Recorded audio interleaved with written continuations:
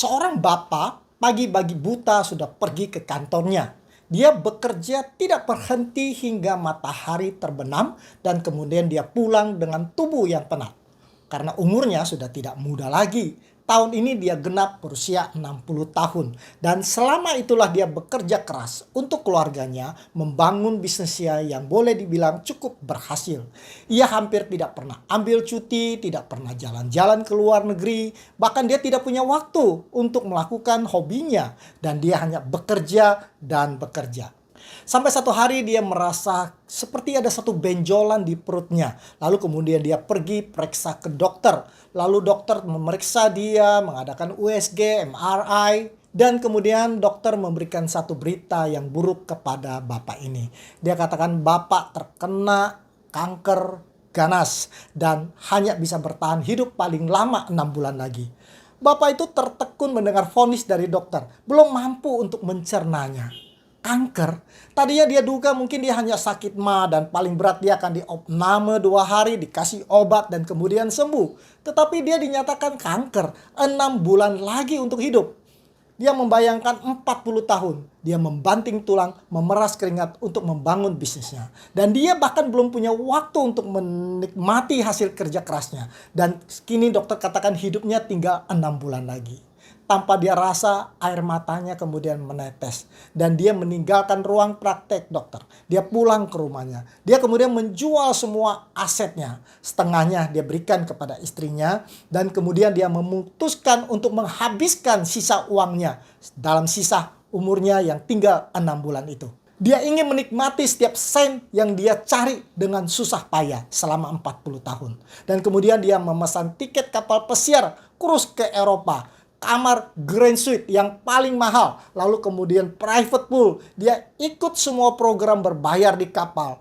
Uang tidak lagi menjadi masalah baginya. Dia memberikan tips yang besar kepada semua yang bekerja di kapal itu. Dia belajar untuk tertawa dan dia sangat menikmati liburannya. Pulang dari kapal pesiar, dia menghabiskan hari-harinya di hotel berbintang 5. Dia main golf, dia ikut kelas tai chi. Dia benar-benar melakukan apa saja selama ini yang dia ingin lakukan tapi terhambat oleh pekerjaannya.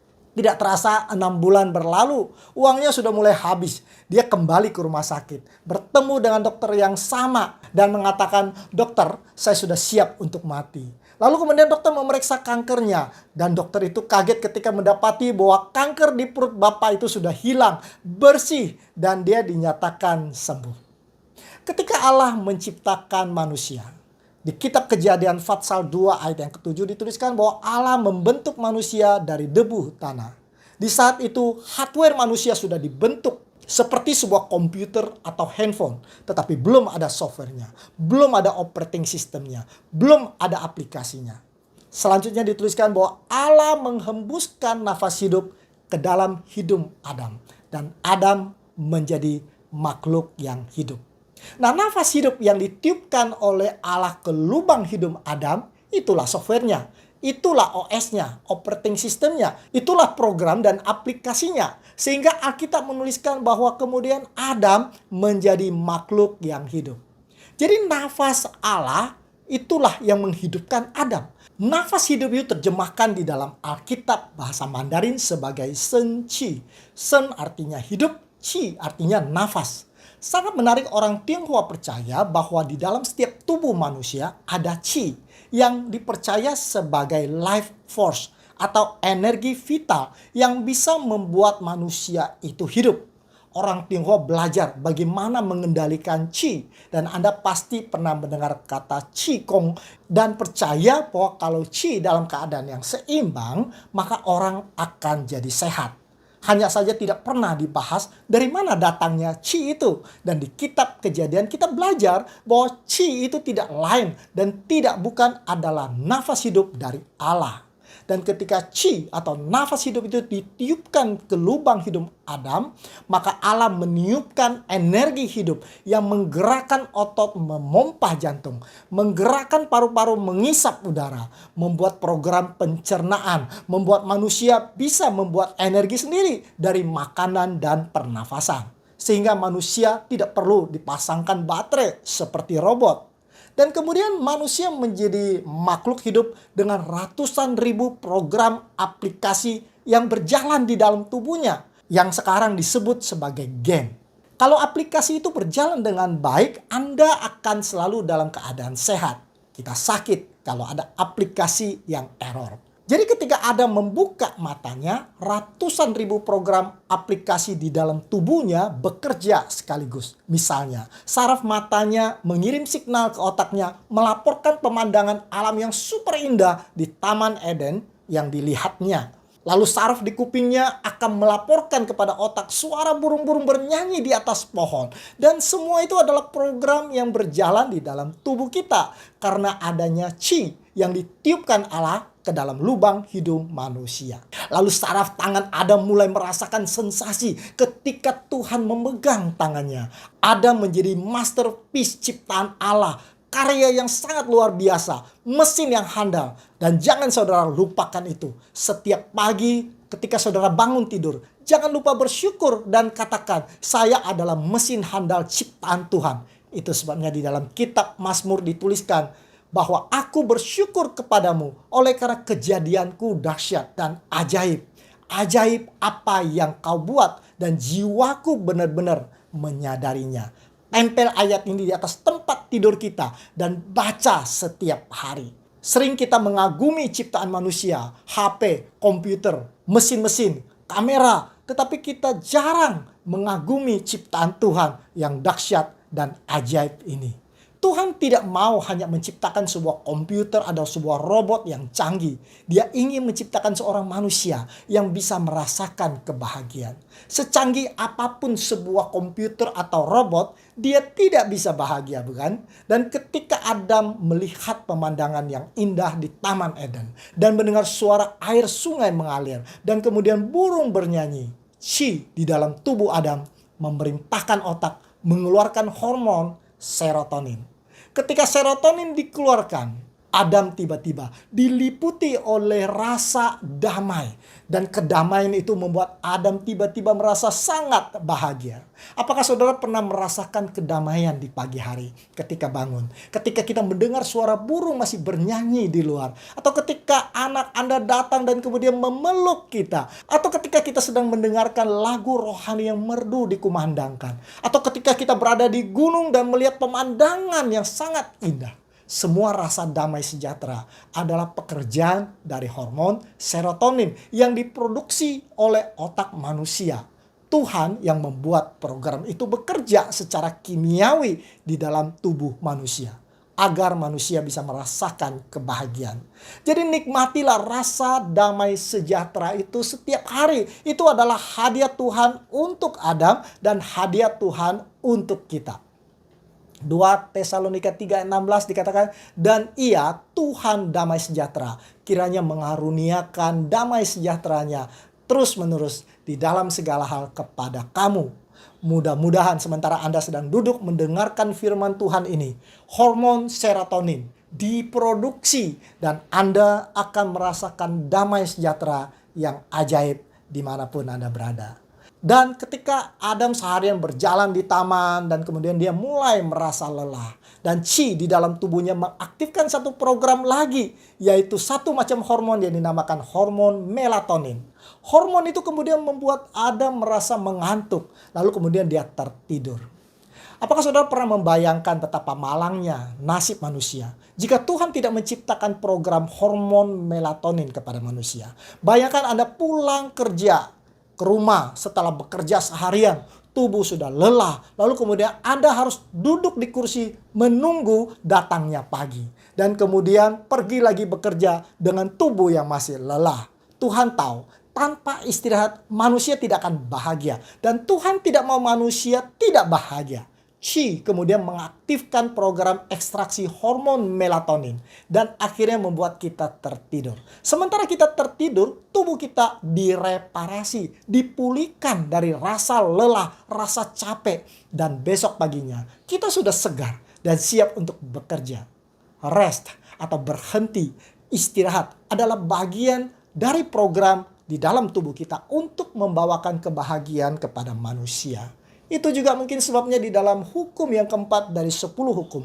Tuhan katakan 6 hari engkau bekerja. Hari yang ketujuh berhenti, rest, istirahat. Karena tubuh kita dirancang Tuhan untuk bekerja 6 hari. Dan dipulihkan pada hari yang ketujuh.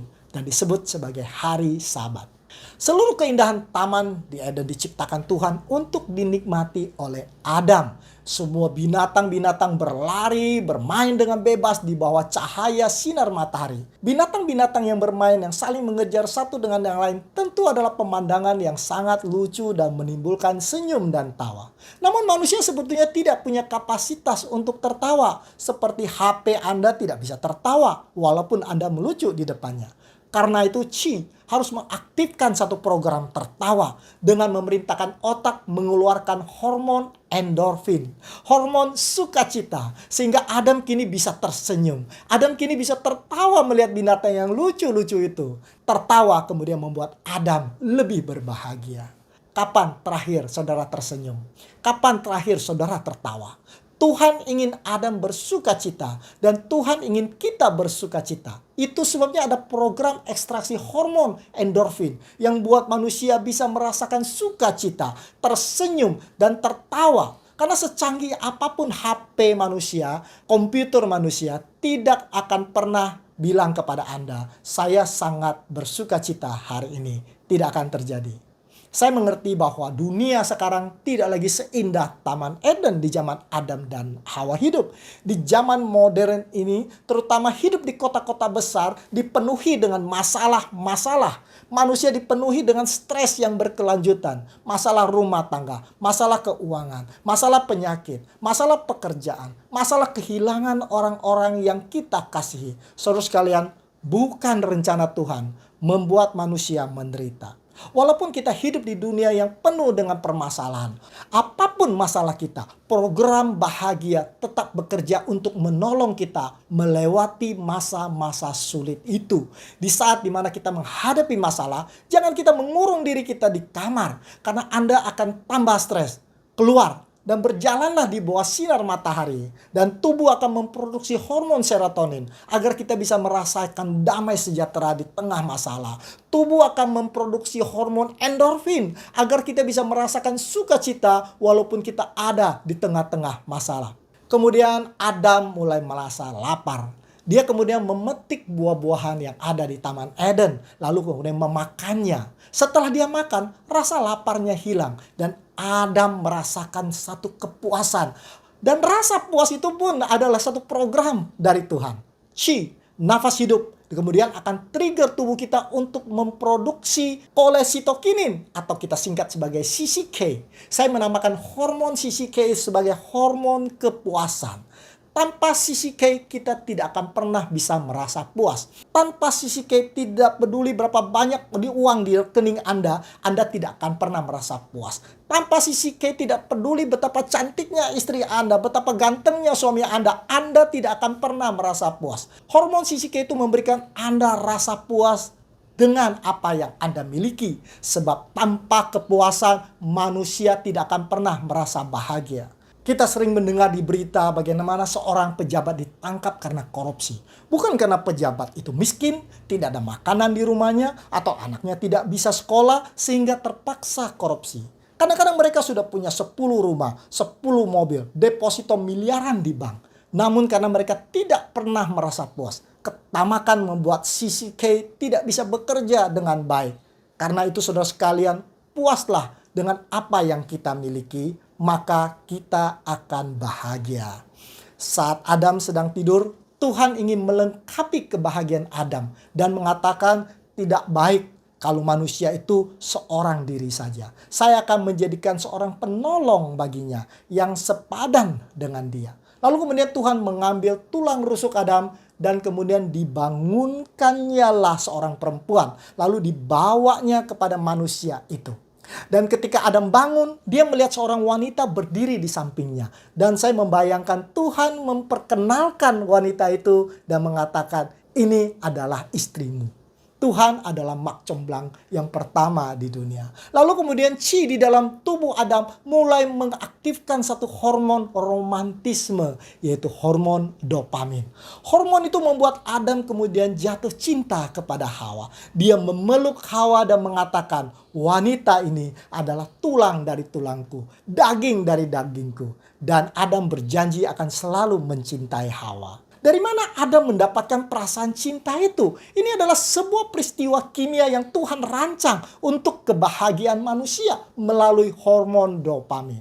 Dopaminlah yang membuat para suami mau memberikan bunga untuk istrinya atau mengajak istrinya makan malam di bawah cahaya lilin. Ini semua adalah aplikasi program dari Tuhan untuk membuat supaya manusia bisa bahagia.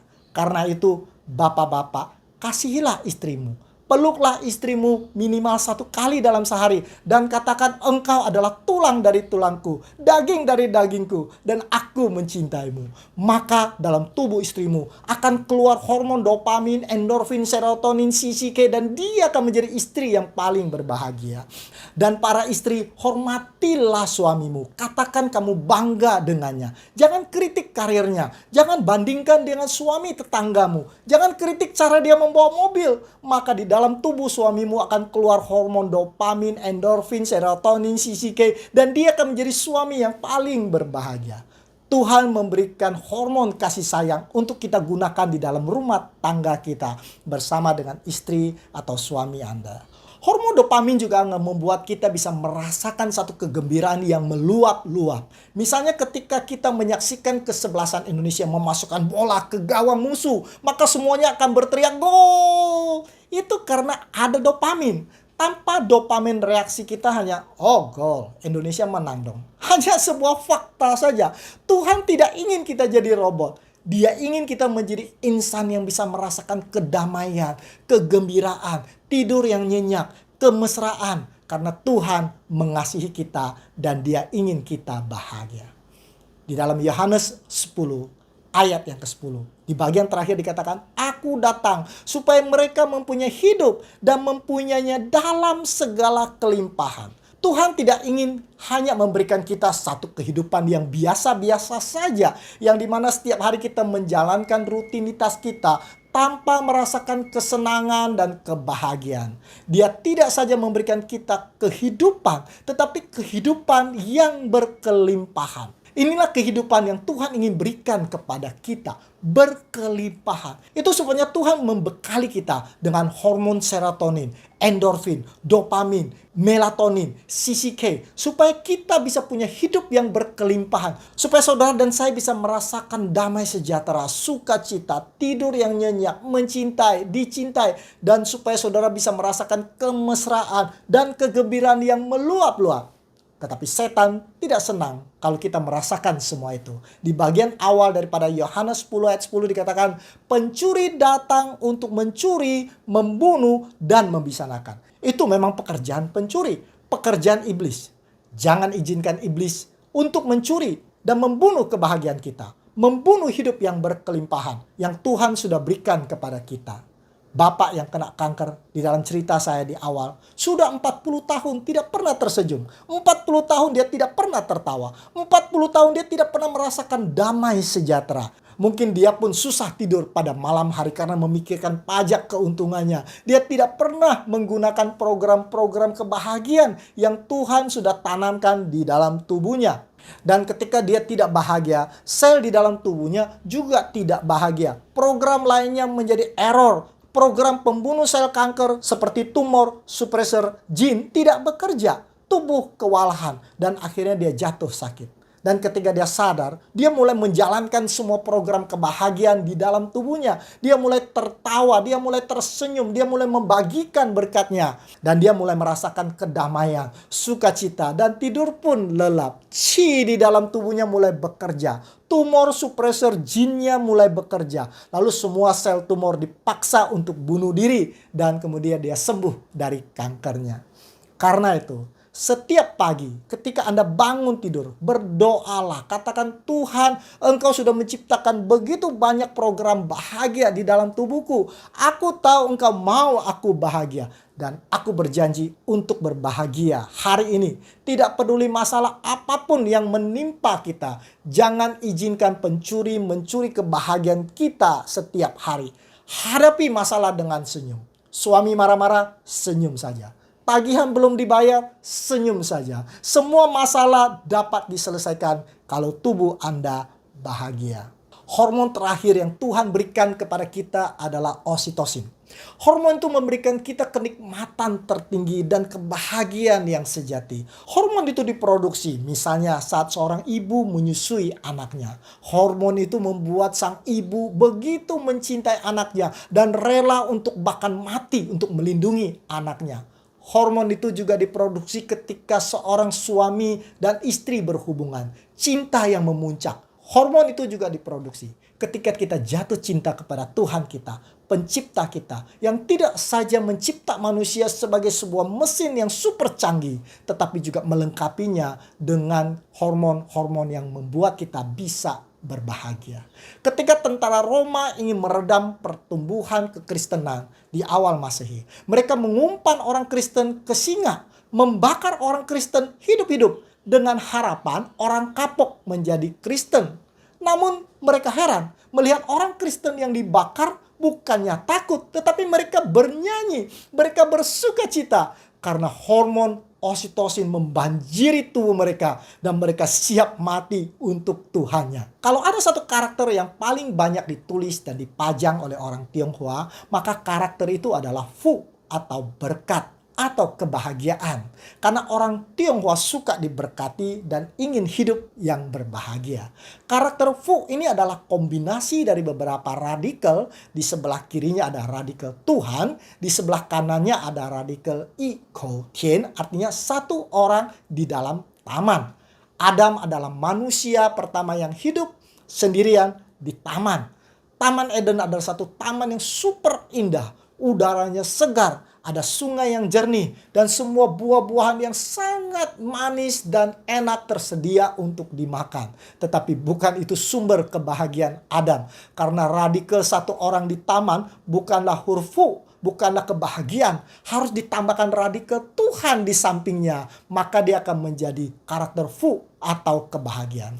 Manusia bisa memiliki segalanya. Jabatan yang tinggi, deposito miliaran di bank, dan kemudian rumah yang seperti istana, mobil yang mewah. Tetapi tanpa Tuhan di sampingnya, itu belum Fu, belum bahagia. Masih ada lubang kosong yang rindu untuk diisi. Itulah sebabnya Zakheus menunggu Yesus di atas pohon ara. Walaupun dia sudah memiliki segala-galanya, dia ingin bertemu dengan Yesus. Dan ketika dia bertemu dengan Yesus, dia menemukan kebahagiaan. Lubang di hatinya telah terisi dan dia tidak peduli lagi dengan kekayaannya. Tuhan memberikan semua hormon kepada manusia supaya kita bisa bahagia. Tetapi kebahagiaan sejati adalah ketika kita berjalan bersama dengan Tuhan sepanjang hidup kita. Tuhan memberkati. Dan mari kita berdoa. Bapa di surga, terima kasih Engkau telah menjadikan kami begitu dahsyat dan ajaib. Terima kasih Tuhan karena Engkau telah memberikan kami hormon-hormon kebahagiaan. Karena Tuhan ingin kami bahagia. Kami memohon ampun oleh karena selama ini kami mengizinkan iblis mengambil alih kebahagiaan kami. Dan kami mengizinkan kekhawatiran dan stres menguasai kami. Sehingga kami lupa untuk berbahagia. Biarlah pelajaran pada hari ini akan mengajar kami untuk selalu optimis di dalam hidup ini. Menikmati setiap menit yang Tuhan berikan kepada kami untuk dinikmati. Ajar kami untuk berjalan bersama dengan Tuhan setiap hari. Dan tubuh kami akan mengeluarkan hormon yang membuat kami sehat dan bahagia. Kami mohon doa ini di dalam nama Tuhan Yesus yang menjadi juru selamat dan penebus kami. Amin.